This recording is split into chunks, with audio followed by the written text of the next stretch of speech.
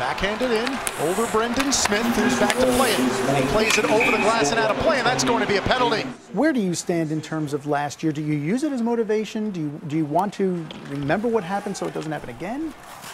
Those things that you don't forget. So I think for myself, I don't want to talk about it. It's behind me, but at the same time, it's a chip on my shoulder. I want to prove to everybody, prove to myself that I can come out and not only play well, but be a force to help the team and help in different categories and different situations. Do you have a stronger appreciation now of NHL life? I think I've always had a strong appreciation, so that hasn't changed. The game has gotten so much better, the parity in the league as everybody can see, and you got to make sure that you bring it every day, or you could lose your job, and those things can happen. They happen all over the place. So I think that's something that you always have to be aware of, and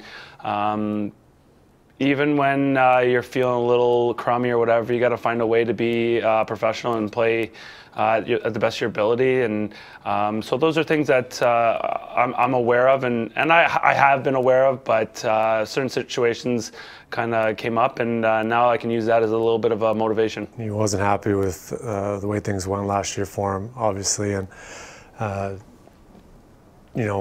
saw him my first week back in New York, and you could just tell he was chomping at the bit to get back on the ice in training camp.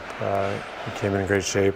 He looks like he's ready to go, and he's a big factor for us on the ice and in the room. Any player on the team last year will tell you that we expected more out of Brendan, but as a teammate, you wanted him to succeed, and he's someone who deserves it. He's someone who he earned his contract for a reason. He's a great player, a great hockey player, a great teammate, and things happen. He had an off year, and I think he worked his butt off this summer. He trained with us in Stamford, stuck around.